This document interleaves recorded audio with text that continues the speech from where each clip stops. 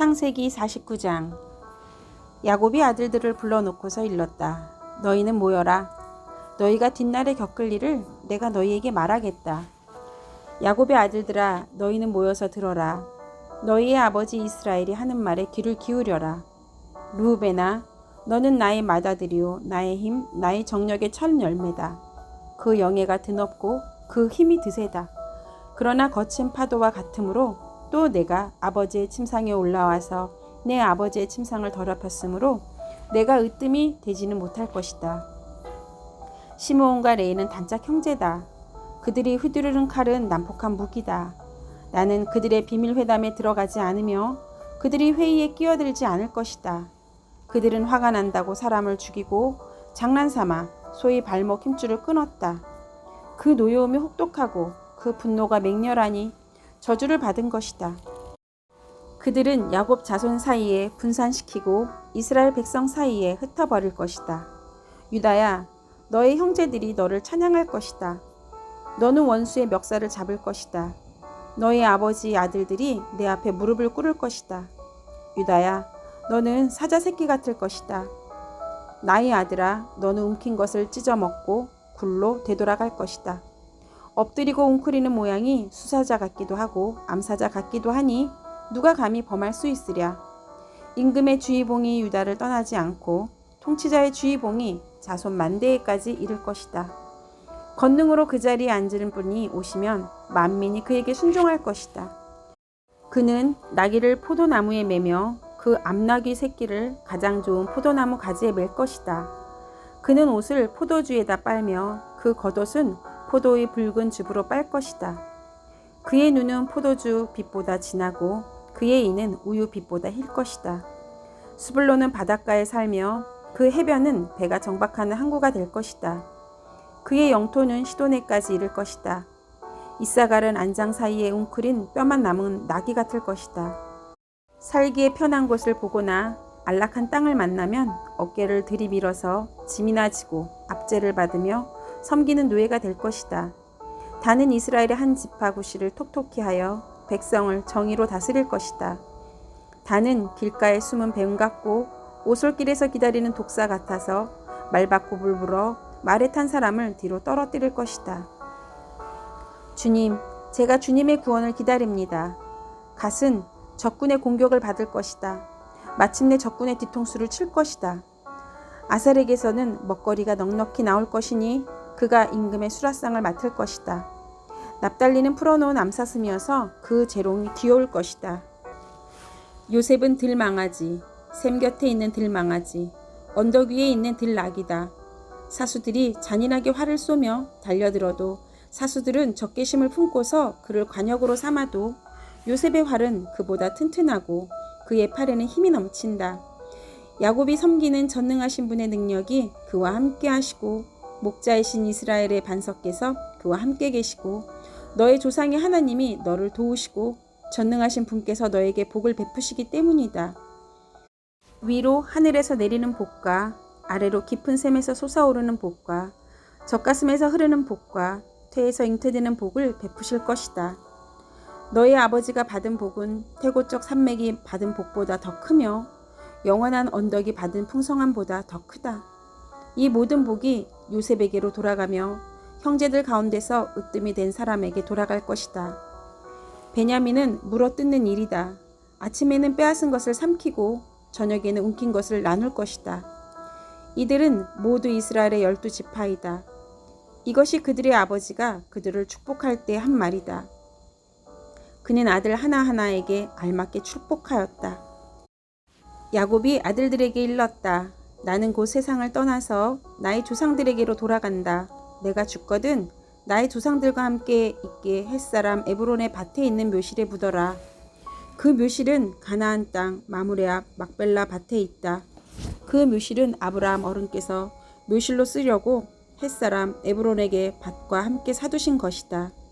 거기에는 아브라함과 그의 아내 사라 이 두 분이 묻혀 있고 이삭과 그분의 아내 리브가 이 두 분도 거기에 묻혀 있다.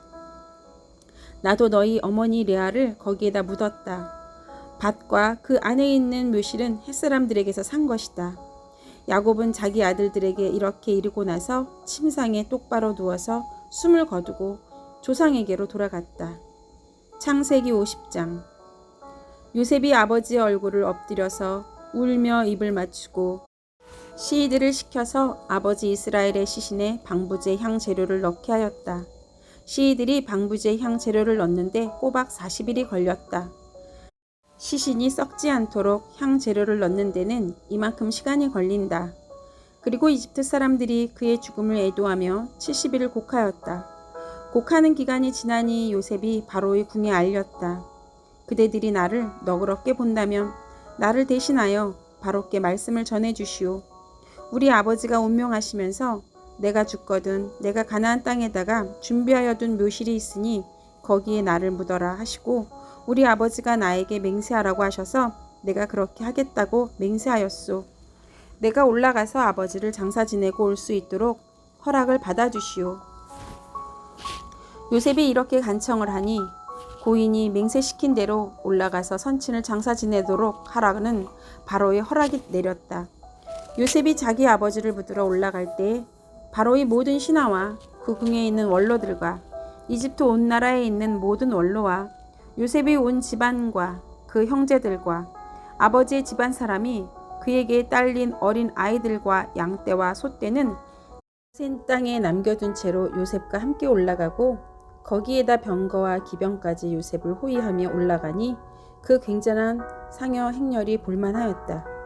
그들은 요단강 동쪽 아닥타작 마당에 이르러서 크게 애통하며 호곡하였다. 요셉은 아버지를 생각하며 거기에서 이랫동안 애곡하였다.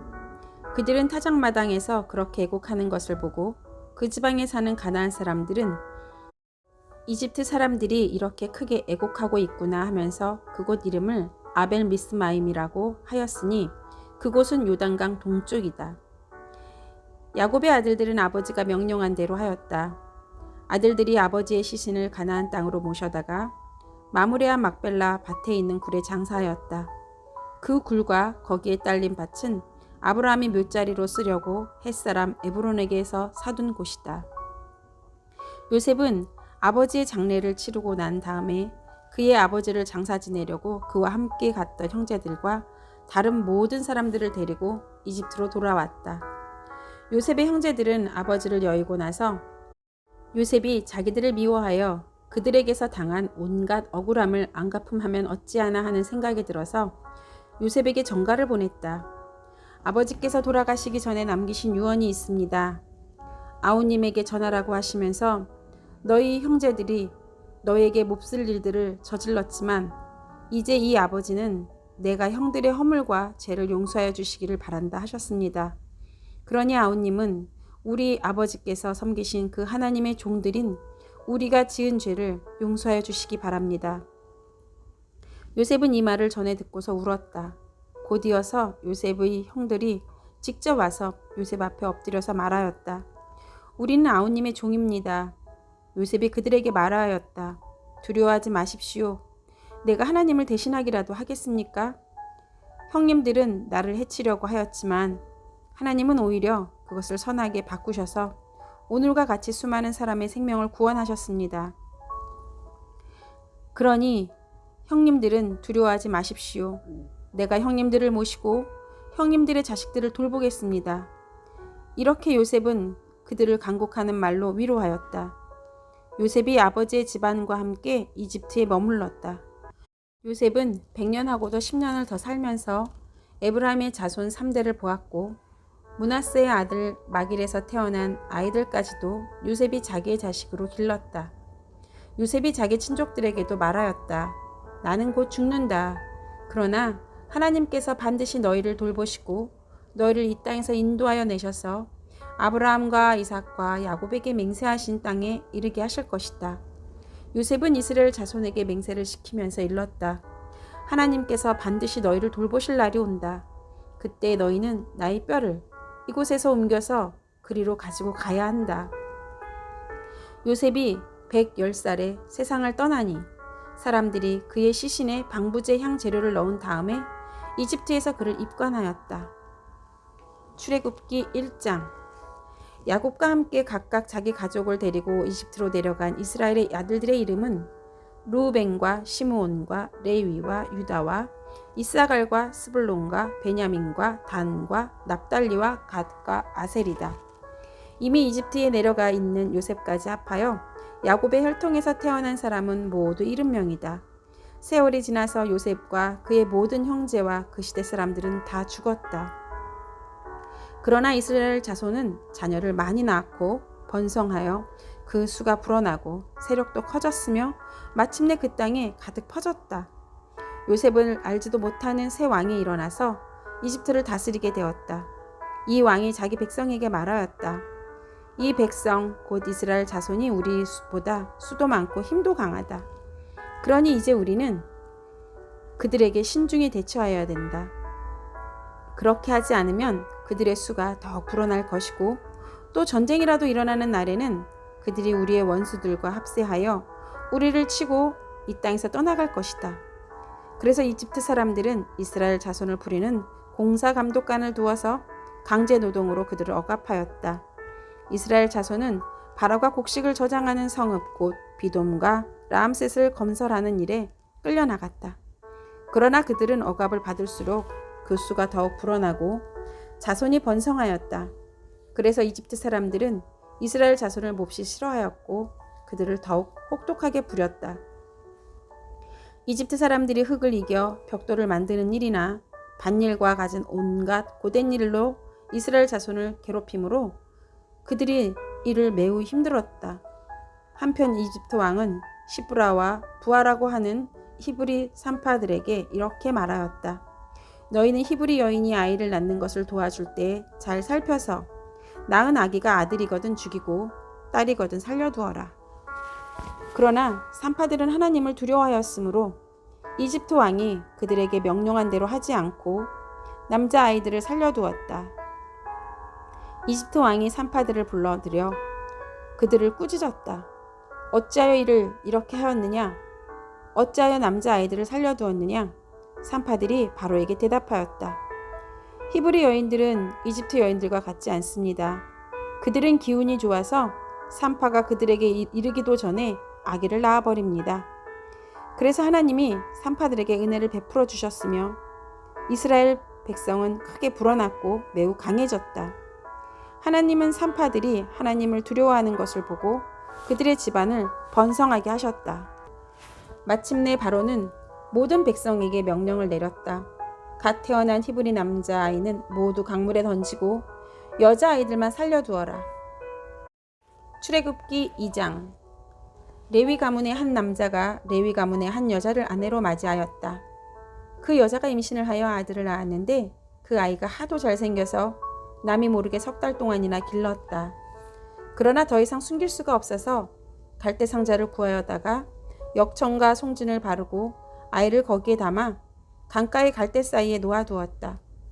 그 아이의 누이가 멀찍이 서서 아이가 어떻게 되는지를 지켜보고 있었다. 마침내 바로의 딸이 목욕을 하려고 강으로 내려왔다. 시녀들이 강가를 거닐고 있을 때에 공주가 갈대 숲속에 있는 상자를 보고 시녀 한 명을 보내서 그것을 가져오게 하였다. 열어보니 거기에 남자아이가 울고 있었다. 공주가 그 아이를 불쌍히 여기면서 말하였다. 이 아이는 틀림없이 히브리 사람의 아이로구나. 그때 그 아이의 누이가 나서서 바로의 딸에게 말하였다. 제가 가서 히브리 여인 가운데 아이에게 젖을 먹일 유모를 데려다 드릴까요? 바로의 딸이 대답하였다. 그래, 어서 데려오너라. 그 소녀가 가서 그 아이의 어머니를 불러왔다. 바로의 딸이 그에게 말하였다. 이 아이를 데리고 가서 나를 대신하여 젖을 먹여다오. 그렇게 하면 내가 너에게 삭슬을 주겠다. 그래서 그 여인은 그 아이를 데리고 가서 젖을 먹였다. 그 아이가 다 자란 다음에 그 여인이 그 아이를 바로의 딸에게 데려다 주오니 공주는 이 아이를 양자로 삼았다. 공주는 내가 그를 물에서 건졌다 하면서 그의 이름을 모세라고 지었다. 세월이 지나 모세가 어른이 되었다. 어느 날 그는 왕궁 바깥으로 나가 동족에게로 갔는데 그들이 고되게 노동하는 것을 보았다. 그때 그는 동족인 히브리 사람이 이집트 사람에게 매를 맞는 것을 보고 좌우를 살펴서 사람이 없는 것을 확인하고 그 이집트 사람을 쳐 죽여서 모래 속에 묻어버렸다. 이튿날 그가 다시 나가서 보니 히브리 사람들 둘이 서로 싸우고 있었다. 그래서 그는 잘못한 사람에게 말하였다. 당신은 왜 동족을 때리오? 그러자 그 사람은 대들었다. 누가 당신을 우리의 지도자와 재판관으로 세웠단 말이오? 당신이 이집트 사람을 죽이더니 이제는 나도 죽일 작정이오? 모세는 일이 탄로난 것을 알고 두려워하였다. 바로가 이 일을 전하여 듣고 모세를 죽이려고 찾았다. 모세는 바로를 피하여 미디안 땅으로 도망쳐서 거기에서 머물렀다. 어느 날 그가 우물가에 앉아 있을 때이다. 미디안 제사장에게 7딸이 있었는데 그 딸들이 그리로 와서 물을 길어 구 위에 부으며 아버지의 양떼에게 물을 먹이려고 하였다. 그런데 목자들이 나타나서 그들을 쫓아버렸다. 그래서 모세가 일어나서 그 딸들을 도와 양떼에게 물을 먹였다. 그들이 아버지 르울에게 돌아갔을 때 아버지가 그들에게 물었다. 너희가 오늘은 어떻게 이렇게 일찍 돌아왔느냐? 그들이 대답하였다. 어떤 이집트 사람이 목자들의 손에서 우리를 구하여 주고 우리를 도와서 물까지 길어 양떼에게 먹였습니다. 아버지가 딸들에게 말하였다. 그 사람이 어디에 있느냐? 그런 사람을 그대로 두고 오다니 어찌 그럴 수가 있느냐? 그를 불러다가 음식을 대접해라. 르우엘은 모세가 기꺼이 자기와 함께 살겠다고 하므로 자기 딸 십보라를 모세와 결혼하게 하였다. 십보라가 아들을 낳으니 모세는 내가 낯선 땅에서 나그네가 되었구나 하면서 아들의 이름을 게르솜이라고 지었다. 세월이 많이 흘러서 이집트의 왕이 죽었다. 이스라엘 자손이 고된 일 때문에 탄식하며 부르짖으니 고된 일 때문에 부르짖는 소리가 하나님께 이르렀다. 하나님이 그들의 탄식하는 소리를 들으시고 아브라함과 이삭과 야곱에게 세우신 언약을 기억하시고 이스라엘 자손의 종살이를 보시고 그들의 처지를 생각하셨다.